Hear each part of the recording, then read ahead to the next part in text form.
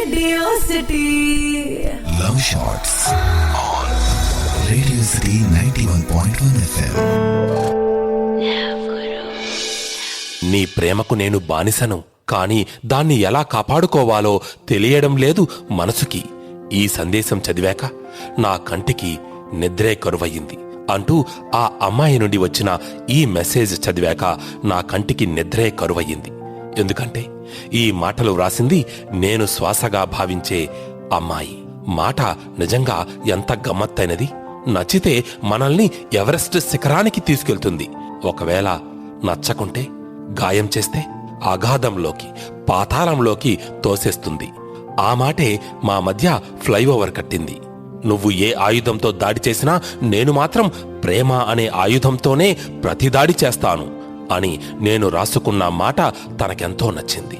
Facebook మా పరిచయానికి దారితీసింది. నాకు కాలేజ్ డేస్ నుంచి లవ్ అంటే ఎందుకో మహా ఇష్టం. ఓ ఫ్రెండ్ అడిగి మరీ నాతో తన లవర్కి లవ్ లెటర్స్ వ్రాయించుకునేవాడు. నువ్వు నాకో కవిత రాయి, నేను నీకో ట్రీట్ ఇస్తా అని కూడా అనేవాడు. వాడికి రాయడం మొదలెట్టాక నాకు ప్రేమ మీద ఎందుకో మోజు రెట్టింపైపోయింది.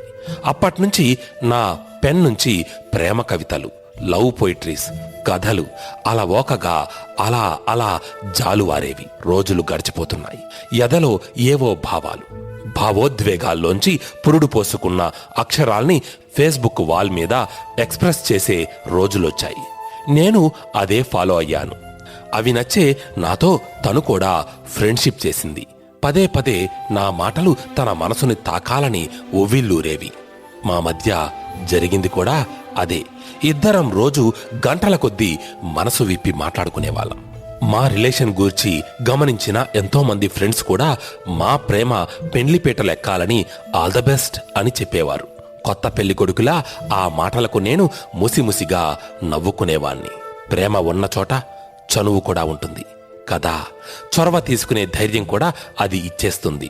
చిలిపి చేష్టలకు అది ఉసిగొల్పుతుంది కూడా. ఒక్కోసారి అదే మన కొంప ముంచుతుంది కూడా కదా. నువ్వు అబద్ధం, నీ ప్రేమ అబద్ధం అన్నాను ఓసారి. నాపై తనకెంత ప్రేమ ఉందో తన మాటల్లో వినాలనే ఉద్దేశంతో తనని రెచ్చగొడుతూ నేను ఈ మాటలు అన్నాను. అయితే నేను ఊహించింది జరగలేదు. నేను అబద్ధాల కోరునా? నన్ను అర్థం చేసుకుంది ఇంతేనా?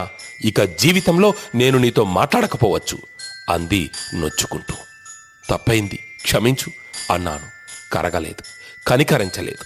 నా చంప మీద 4 కొట్టినా భరించేదాన్ని. అబద్ధాల కోరుగా నన్ను బిల్డ్ చేసి నా మనసును విరిచేశావు. ఇక విరిగిన మనసు అతకదు అంది. మళ్ళీ మనం కలవలేమంటూ దూరమయ్యింది. ఇక దగ్గరితనం దూరం అవ్వడానికి ఒక్క మాట చాలు అని నాకు అర్థమయ్యింది. తనని ఎంతగానో బతిమాలాను. ఆ తరువాత ఓ వారం రోజులకు తన నుండి మెసేజ్. ఏమనో తెలుసా? నేను కూడా నిన్ను ఆట పట్టించాను అని.